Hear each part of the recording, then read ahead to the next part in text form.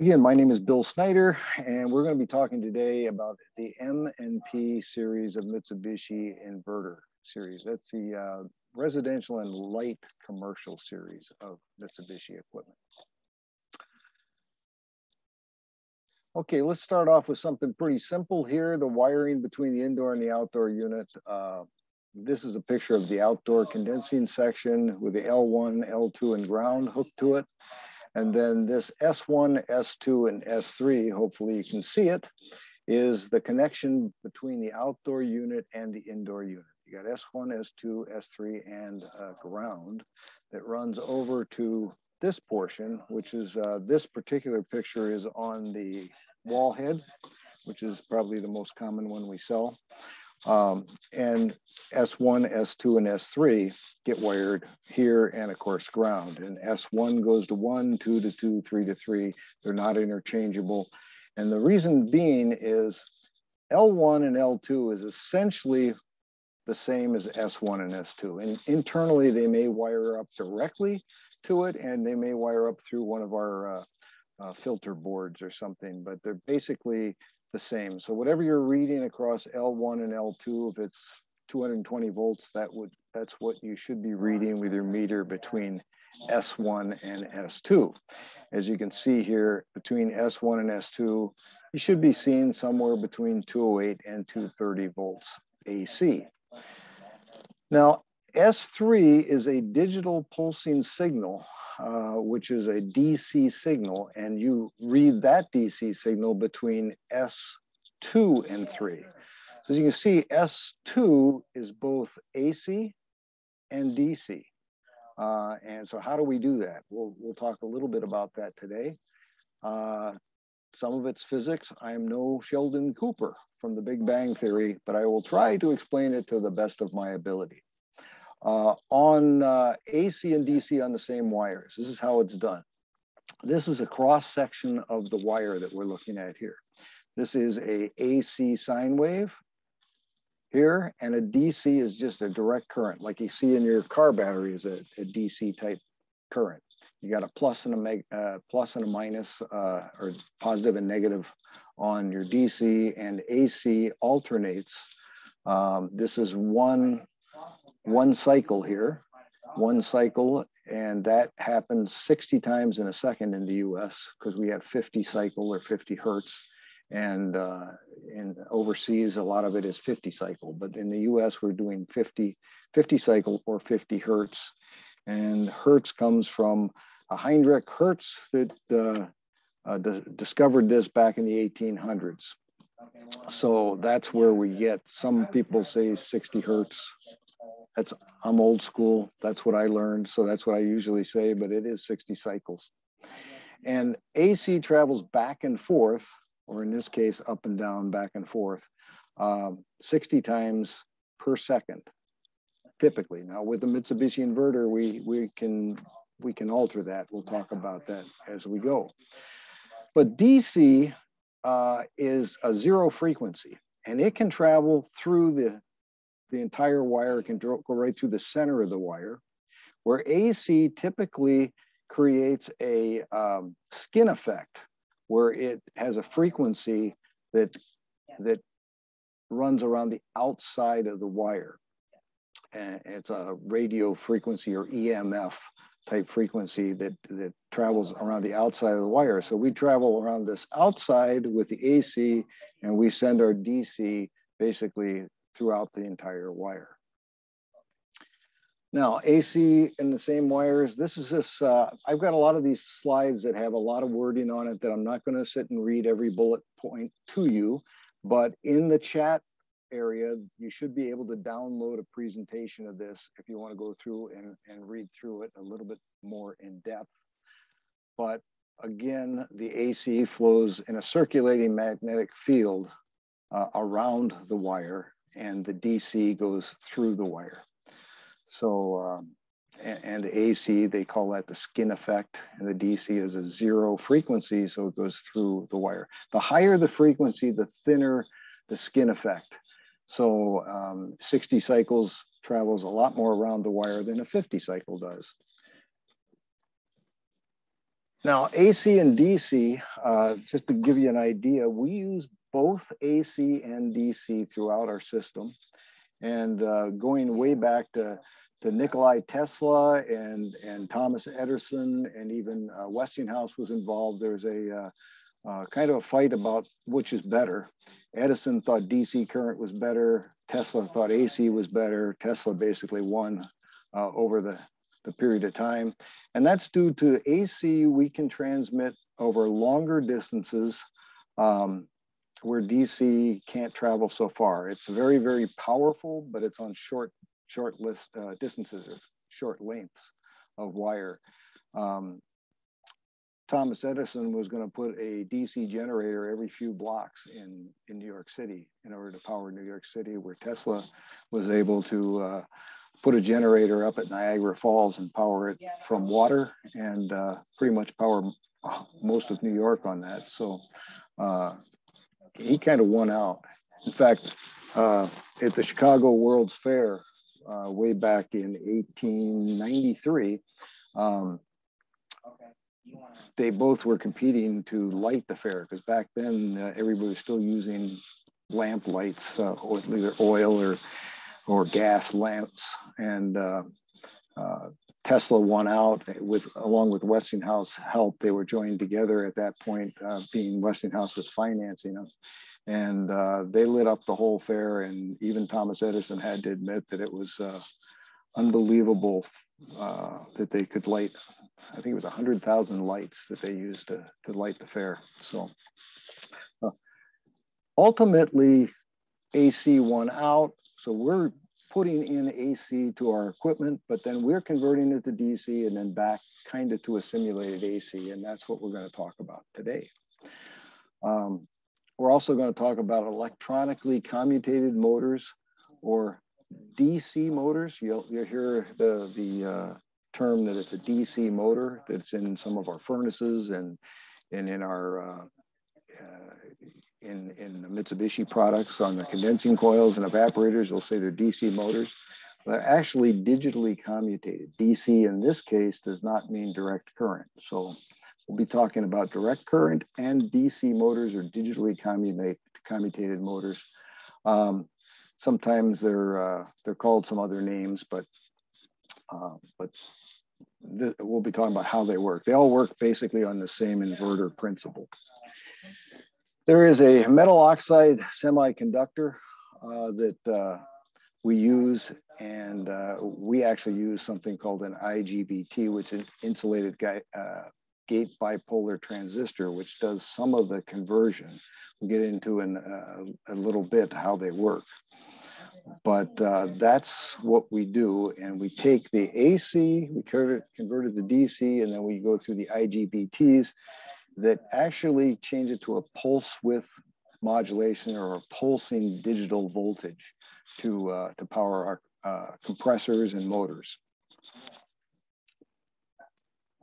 Okay, now how does it do this? Mitsubishi takes the AC voltage, which is usually 208, 230 single phase, although we do have city multi-line that is 3-phase, and we have a 120 volt line that we do the same kind of principle on. But today we're basically talking about our 208, 230 single phase equipment. And we can do all of this converting the power on all those phases and all those voltages.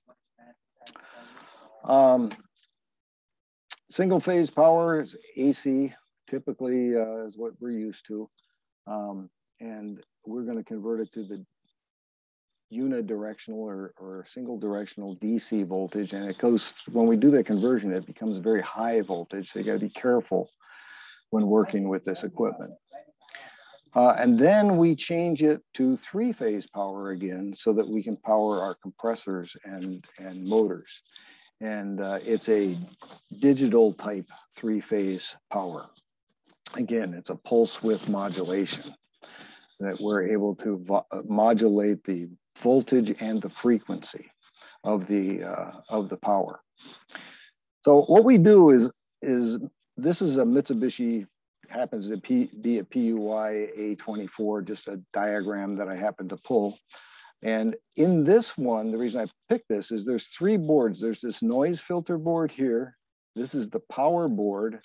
And this is the PC or CB, meaning circuit board. Hopefully you can see this. On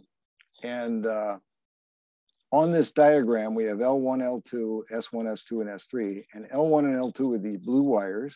They come in and go through the noise filter board. At some point, they go up through this board and come all the way back to S1 and S2. But L1 and L2 come in, move around a little bit, and eventually come back to S1 and S2. I'll show you a board in a little bit that shows the power coming right from L1 right to S1 and L2 to S2. But essentially, these blue wires here are all 208, 230 single phase AC. The red wires here are all DC voltage, and they're going to be close to 300 volts DC. There's also, I don't know if you can see it, there's a little yellowish orangey colored line that comes down here and hits S3. And that is a digital pulsing low voltage, like 12 to 24 volts DC signal. Okay, so this noise filter is what we'll talk about first and what happens in it. First thing, there is some chokes on the noise filter. And the chokes typically, it sets up a magnetic signal in here so that it cleans up the power and just makes a little bit less noise on the boards, and because we're doing a lot of things on electricity as we go through this. So that's what is a choke. I'm going to try to switch cameras here, and I will show you, hopefully this will work. I will show you what some of the chokes look like on a board. Come on. There it is. You guys can see that hopefully. These are the chokes on a board. This board is the filter board on a P-series unit. Like I say, some of these boards are all in one, but these are the chokes we're talking about. This is actually a little capacitor here. And so these are the chokes that are on the board that are helping to clean up the board. As long as I've got this camera going, I'll show you. This is a reactor that we'll talk about next. And a reactor kind of looks like a transformer. Comes in various sizes, extremely heavy. Here's another reactor.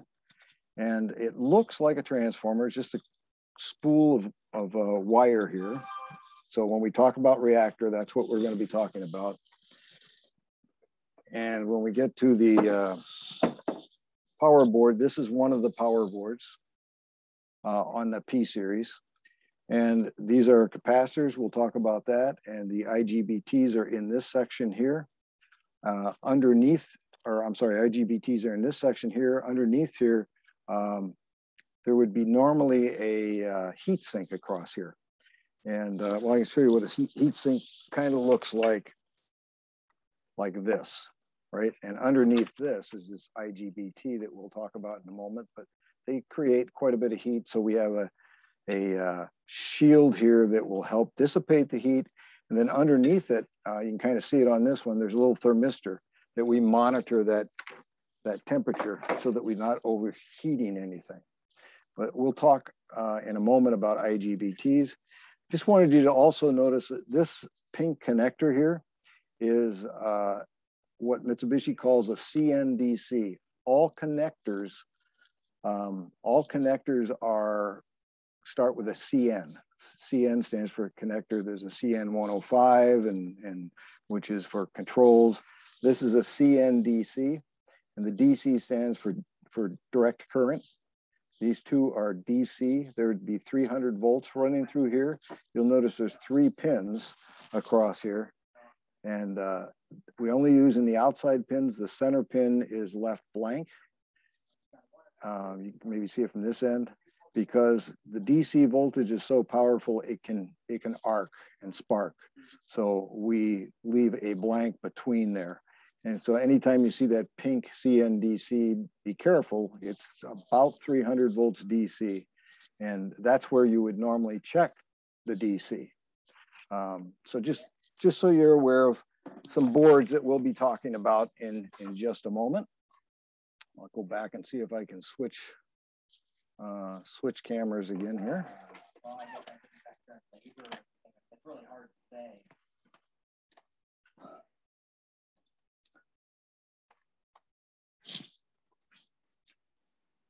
There you go.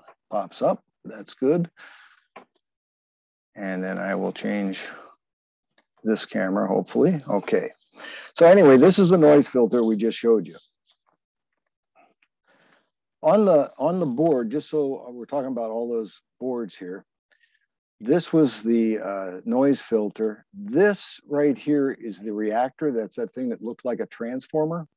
This is the reactor, and the reactor basically cleans up the power. We'll talk about that in just a second, but as long as I've got you here, you'll see that there's line voltage, AC voltage going in and out of this board, through this into this board. This board has that CNDC wire coming out and plugging into this board. So pretty much, if it's not in warranty, if it's an older unit and you don't want to replace every single board in the unit, you can literally check this to see if the voltage going in and coming out is line voltage, and if the voltage going into this board is line voltage, and you've got 300 volts DC coming out here, and this would be your compressor, you can check your voltages at your compressor.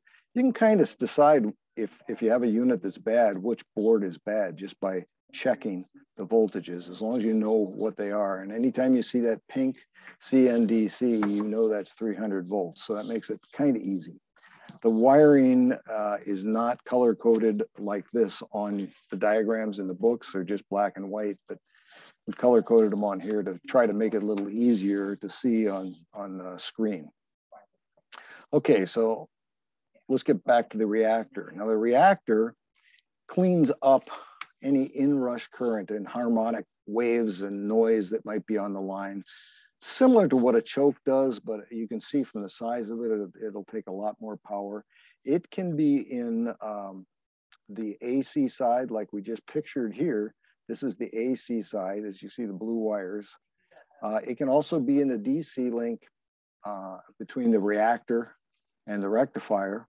And I'll show you a picture of a diagram with that in there. But basically, they do the same thing. They improve stabilize the voltage and improve the frequency coming through it. And it helps with the inverter. Incidentally, it's just a big coil. So you can just put you can check your voltage entering and leaving. It should be the same. You can undo the voltage and put your ohm meter across there, and you should be reading 0 ohms. If it's open, then the reactor's bad. I personally have never seen a bad reactor. They're pretty hefty, pretty heavy duty pieces of equipment, but they're very, very easy to check, and they're usually easy to get to. They're accessible. As you know, a lot of the areas in the Mitsubishi are tight and hard to get to, but usually the inverter is one of the things or the reactor is one of the things that's easy to get to. Reactor might look like this picture here in some of the equipment that is sold, but typically Mitsubishi is going to have reactors like I showed you, look like this. You can read through all this, but it cleans up the harmonics, it reduces the harmonics, it improves the frequency to the inverter. Benefits of all that is it extends the motor life, reduces the motor peak voltage, and reduces motor temperature, and reduces motor noise. And you might ask, why do we do all this? Where we take it from AC to DC and so forth is basically the motors, compressors, and components will run about 20 to 30% more efficient by doing this. So that's how we get some very good efficiencies. Plus, if you have the same size condensing unit and you slow the compressor rate down, the efficiency goes up. So some benefits for this all the way around. Okay, this is the active filter module. They call it ACTM. This is right here, the same type of reactor that's in the DC voltage circuit, as you can see. but it does the same sort of thing. It just cleans up the voltage some. Okay, now this portion is the power board, and the power board is where some of this magic happens. This just cleaned up the voltage, made it between the reactor and the noise filter, made this nice clean voltage going in. Yeah. This section here, it goes in here at the 208, 230, comes through this section, it changes it or inverts it from AC to DC. It's through a bridge rectifier that we'll talk about, I believe, on the next slide. And then this section here takes the DC voltage in and comes out here to the compressor with a simulated AC, like a three-phase AC to drive the compressor. So we're doing all the voltage changing on this board. And again, between this board and this board, it plugs in right here to this pink CNDC connector to power the kind of the main control board up here. Okay, I'm going to explain how this works kind of three different ways. Looking at some different diagrams, and some of them might be easier. I'll do it a couple different ways here. As I said before, Mitsubishi has three basic circuits. They have a converter circuit, a smoothing circuit, and an inverter circuit. And there's a noise filter sometimes just ahead of this. So this is AC voltage coming in. That's your sine wave. If you would check between this point and this point, you'd have 208, 230 volts, and that would give you a sine like this. Again, between this point and this point is one cycle, and we have 60 of them per second. We come in and we hit these diodes. A diode is like a check valve. It'll only allow the electricity to run in one direction, just like a check valve will allow a gas or a liquid to run in one direction. So what we're doing is we're not allowing it to run down here. It can't go back and forth. So it comes in here, it can only run this direction. It can only run up in this diagram. It cannot run down. So this down here becomes your negative, and this becomes a positive. When it leaves the converter circuit, if you looked at it with your normal meter, you would more than likely read about 300 volts DC. If it was a very, very expensive meter, almost like an oscilloscope type thing, you would see a very bumpy, choppy type signal. Again, what we're doing is we're taking this bottom sine wave here off, and we're going like this. So if it took one cycle to go here, we're now going 2 cycles in this rate. So it's bouncing like this about 120 times a second. You won't see that on the meter. It'll look fairly clean, especially on the old analog type meters with a needle. You would never see this. And if you've got a really good meter, it might bounce around a little bit, but you're going to get a pretty steady signal here. But we want even a smoother signal. We want something more like this. So we'll go through this converter circuit, then we'll go into the smoothing circuit. But let's talk about this rectifier circuit a little bit. The way a diode works, like I said, it only lets the power run in one direction. There is a P and an N type junction, or an anode and a cathode. And that's more the terminology I was familiar with. And the power will run in the direction of this arrow, basically. So a diode, if you look at it on a circuit board, might look like this. They're usually black or dark gray, maybe blue, with a white or silver stripe on it. The stripe would indicate the cathode end, so the power would run in this direction. Don't really need to do anything with these, just to let you know how they work and why it functions the way it does.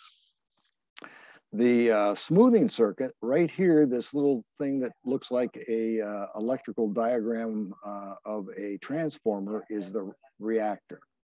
So we're going through the reactor, and then these little things here are the electrical symbol for a capacitor. So in this case, there's 4 smoothing capacitors. Really depends on the circuit board as how many there are. You can't replace them, but what the smoothing capacitor does is it'll take this choppy, bumpy signal and make it a very, very smooth signal. It does that by charging and discharging the capacitor. So a capacitor has got two plates and some insulating material, and it will charge when a DC voltage is applied, and it discharges when the voltage is removed. So the way that works is it's charging on the way up and discharging, charging, discharging, and the discharging is filling in this gap right in here. So when it leaves here, you've got a pretty steady, about 300 volts DC when it leaves this smoothing circuit. The inverter circuit has got these insulated gate bipolar transistors, or IGBTs, and you'll notice there's 6 of them, 3 on the top and 3 on the bottom. And what they do is will pulse out electricity and try to simulate an AC signal and change the sine wave. So when the power comes out of these, it's going in to both sections of these things, and it is changing the signal back to something like an AC sine wave here. But you'll notice this is closer together because we can have more cycles or less cycles. We can go from 30 cycles per second to, I believe it's 130 cycles per second. And we can vary the voltage up and down so that we can speed up and slow down this compressor without overheating the compressor. If you just put a rheostat and lowered the voltage on a motor, the motor would burn up. But by chopping that sine wave, we're able to change the voltage without hurting the motor or without overheating the motor. You'll also notice on here, there's a computer circuit that monitors the phase, basically, of the equipment, can kind of tell how many amps and whether it's in phase. Because this, at this point, these two together are making an up and a down portion of the sine wave on this wire, on this W wire. This center ones are doing it on V, and the top is on U. So we've got U, V, and W coming out of the circuit board going to the compressor. U, V, and W is a universal sign for power going to these compressors that is an inverter type signal, which is a pulse width modulation type signal. So we're able to power that compressor. So the way you would check this is you would, just like a 3-phase compressor, you check between U and V, see what your voltage is, between V and W, and between U and W. So you're checking all 3 legs of that, and they should all be fairly equal or within 5 to 10% variance possibly, but they should be equal voltages. Okay, an IGBT is got a well, here, I'll show you one. It's got a collector, an emitter, and a gate. Okay, so we collect the power in here and it emits it or leaves here. And the gate basically is like a switch. It's allowing it to pulse out the voltages. This is a different type of drawing. This is what you would see on a normal schematic. Is one of these type of drawings, but they all do the exact same thing. You have a collector, a gate, and an emitter on all of these. And we're pulsing out a voltage out on the emitter.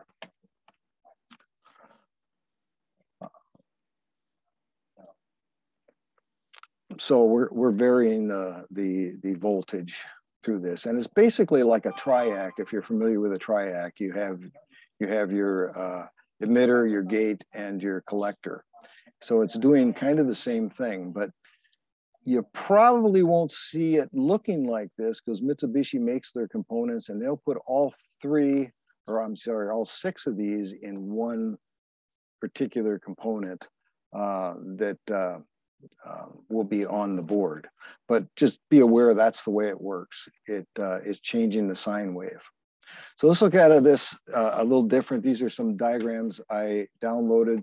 This is basically what we just saw, just looking at it a different way. This is your sine wave of AC voltage coming in, and you see two arrows showing that it's alternating back and forth. It comes into the bridge rectifier circuit, which is diodes, and it'll only let the power run in this direction.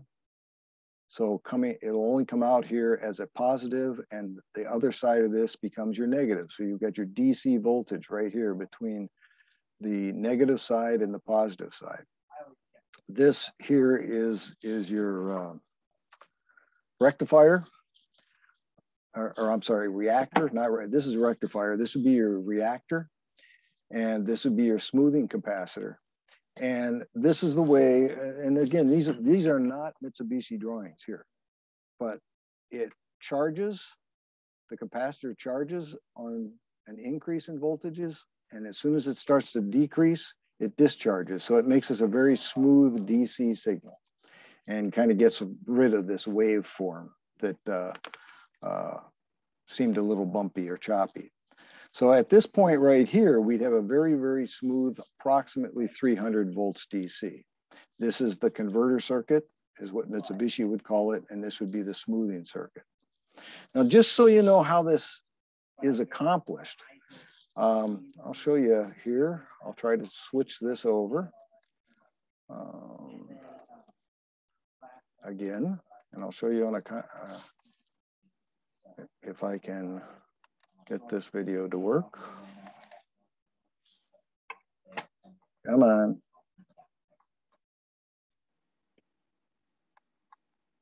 There it is. Okay, so if we get a calculator turned on here, hopefully you can all see that. The way we calculate that 300 volts DC, it's approximately 40% higher than the AC voltage, if you just want to figure 40%. So if you got 220 volts AC times 40% markup would be about 308 volts, okay? But the way it's actually figured is you take the square root of 2, which is 1.414 and some digits behind it, times the input voltage. So if you have 208 volts input, you'd have take that number times 208, and you're going to read about 294 volts leaving that circuit. So instead of, I would say about 300, you'd be 294.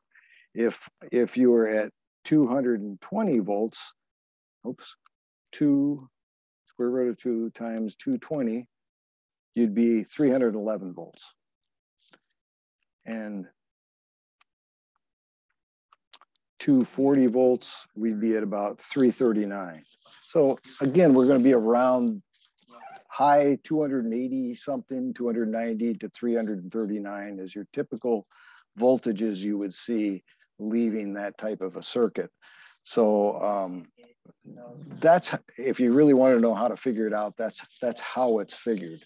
And so it's not just a magical number. I get people that ask me how that happens, but that's what we're looking for. That's going through a lot of electrical and electronic components to get here. So you may not see exactly that calculation by the time it gets here, because there's going to be some line loss and so forth, and the capacitors kind of boost the signal back up, but you'll be really, really close. There's another way of checking if the converter circuit and the smoothing circuit is working correctly on a Mitsubishi. If you look at that CNDC pink plug and check your voltage across it, and then check your AC voltage and do that calculation, you should be awful close to see if it's functioning properly. Okay, and then the next side of this, again, this is not Mitsubishi's drawing. This is just a drawing that I downloaded off the internet of a inverter circuit. And you can see these are the IGBTs that they use. Same type of thing, a little different type of drawing, but you have your entering and your leaving voltage, and there's your gate that is regulating the voltage. And it comes out as three-phase with U, V, and W. Again, if you check between V and W, V and U and W, the voltages should all be the same. It's an inverter circuit, so it could ramp up and slow down. So while you're checking the voltages on the compressor, if you listen and hear a pitch change, like it speeds up a little bit, you're going to see the voltage will change with that. So just be aware of that. That's why they say it should be within 10%. Okay, so the way this works is it pulses out a DC signal that looks like this. And that's what they call a simulated sinusoidal three-phase pulse width modulation, and it's also a pulse amplitude modulation. So it is actually not an AC signal that's coming out, it's a pulsed DC signal that simulates that sine wave that we're used to with AC. So you've got your AC signal. If you would check with a normal meter, you're going to see an AC voltage. It'll look like AC, but just be aware that DC voltage, you don't want to touch DC voltage in these high voltages. So just be aware of it and be careful when you're working on this equipment, because that DC voltage, that three-phase DC is or three-phase AC is actually a pulsed DC signal, and you don't want to touch that. That can arc. And DC, one of the problems with between Tesla and Edison years ago is DC, if you grab DC, your muscles constrict and you can't let go. If you grab, now 12 volts DC is a little different. It's not high enough. 300 volts, you won't be able to let go. DC will constrict your muscles. AC pulses back and forth, and it gives you the opportunity to let go and spring back. So it's a little bit, just be careful with this pulse. If you hit it, you'll know it. Let's just put it that way. That's pretty much all we were going to cover today is the inverter circuit. So that's pretty much it. But I wanted to leave you with a website that's fluke.com. They have electricity fundamentals and how to measure frequencies. They've got different meters that will actually measure the frequency if you'd like to measure frequency. And it tells you what all the little symbols are on your meters, how to check capacitors and all kinds of things. It's just a great website that you can use to find some additional information. But other than that, this would be about it for today. So we've been about 40 minutes. I was hoping to be between 30 and 45 minutes, so we're right on time. If you have any questions, in the chat, you can always email me questions or give me a phone call. My number is in there. And or you can unmute your mic right now if you have any questions to ask. I'd be happy to answer them.